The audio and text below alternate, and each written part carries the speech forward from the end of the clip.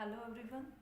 This is the second part of the first chapter of civics class 8th, and in this chapter we are discussing about the Indian Constitution, and we already discussed about the Indian Constitution in the first part of this chapter, and in this video we are discussing about the key features of Indian Constitution.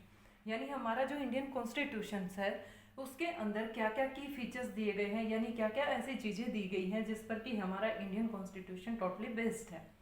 So let's start this video. Firstly we will discuss about the federalism. Federalism is the first and important key feature of this Indian constitution. Federalism क्या होता है? Federalism को हम संघवाद कहते हैं, यानी जो हमारा इंडिया है, this refers to the existence of more than one level of government in the country. यानी इसके अंदर फेडरलिज्म के अंदर जो सरकार के लेवल होते हैं वो कोई एक नहीं होता है, उसमें एक से ज़्यादा होते हैं. In India we have governments at the state level, the central level and the local level. यहाँ पर हम 3 टाइप्स के गवर्नमेंट्स को पढ़ते हैं, यानी किसी भी एक लेवल के अंदर गवर्नमेंट टोटली नहीं है, वहाँ पर उसको सेपरेशन किया गया है पावर्स का. This is called federalism. I hope this is clear to you.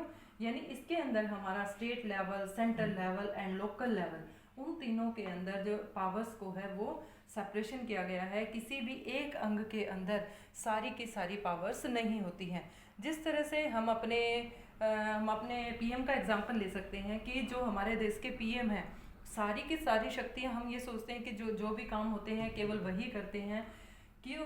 तो इस तरह से नहीं होता है. जो भी सारी शक्तियाँ होती हैं वो सेंट्रल गवर्नमेंट के अंदर में, स्टेट गवर्नमेंट के में और पंचायत गवर्नमेंट, इन तीनों सेक्शंस में उन सारी की सारी शक्तियों को बांट दिया जाता है. नेक्स्ट आता है हमारा parliament form of government. Parliament form of government के अंदर वो सिस्टम आता है जब हम अपने नेताओं को चुनते हैं. हमारे चुने हुए नेता यहाँ पर जाते हैं. हम सभी जानते हैं कि हम सभी को भारत में जिनकी आयु 18 वर्ष से ऊपर है उन सभी को वोट डालने का अधिकार दिया गया है.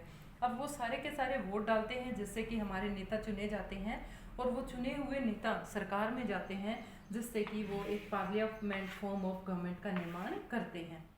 नेक्स्ट आता है हमारा सेपरेशन ऑफ पावर्स. अब सेपरेशन ऑफ पावर के अंदर क्या है? जो भी पावर होती हैं सरकार के अंदर, जो पावर होती है उन तीनों को 3 अंगों में बांट दिया जाता है. तीनों में, legislature, executive and judiciary. Legislature का मतलब क्या होता है? इसमें हमारे चुने हुए प्रतिनिधि होते हैं, वो कानून बनाते हैं, उनके द्वारा कानून बनाने का काम किया जाता है. नेक्स्ट होता है हमारा एग्जीक्यूटिव. एग्जीक्यूटिव के अंदर जो कानून बनाए गए हैं उन सारे के सारे कानूनों को लागू किया जाता है, यानी वो सारे के सारे जो कानून हैं, नियम हैं, वो किस तरह से वर्क करेंगे. एंड द थर्ड आता है हमारा जुडिशरी. जुडिशरी का मतलब ही हम सभी जानते हैं, it's related to the courts, कि कोर्ट से संबंधित होता है जुडिशरी का काम. तो ये तीनों के तीनों हमारे लेजिस्लेटिव, एग्जीक्यूटिव और जुडिशरी, ये तीनों के तीनों यहाँ पर ये काम करते हैं. नेक्स्ट क्लासेज में जब आप 9th-10th में हो जाएंगे तो इनके बारे में हम हॉरिजॉन्टल और वर्टिकल पावर शेयरिंग के बारे में पढ़ेंगे, जो हम जाकर आगे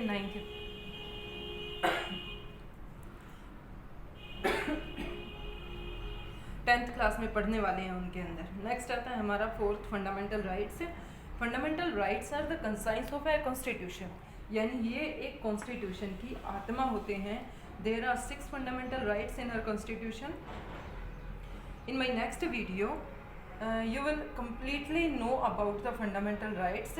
I will define it very clearly in the next video, so you can see this video. Next आता है हमारा सेकुलरिज्म. अब सेकुलरिज्म क्या होता है? सेकुलरिज्म का मतलब होता है धर्मनिरपेक्ष.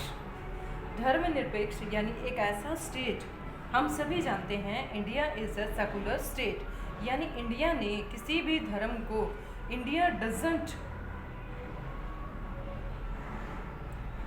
इंडिया ने किसी भी धर्म को अपना राष्ट्रीय धर्म घोषित नहीं किया है. यानी इंडिया है एक ऐसा स्टेट है जो सभी के सभी धर्मों को समान दर्जा देता है.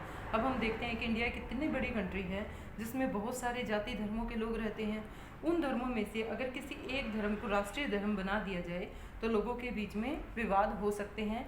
इसी से बचने के लिए इंडिया को एक सेकुलर स्टेट बनाया गया है, यानी इंडिया का स्टेट का अपना कोई भी राष्ट्रीय धर्म नहीं है। स्टेट है वो सभी के सभी धर्मों को समान दर्जा देता है, यानी किसी भी धर्म के साथ कोई भेदभाव नहीं होता। व्यक्ति अपनी मर्जी से कोई भी धर्म अपना सकता है, किसी भी धर्म को वो छोड़ सकता है, किसी भी तरह से वो पूजा पद्धति कर सकता है, because India is a secular state. I hope all the key features of Indian constitution is clear to you, and this is the second video. In the third video you will study about the fundamental rights. So I hope the whole chapter is clear to you. If you like my video, please like, comment and subscribe my channel. Thank you.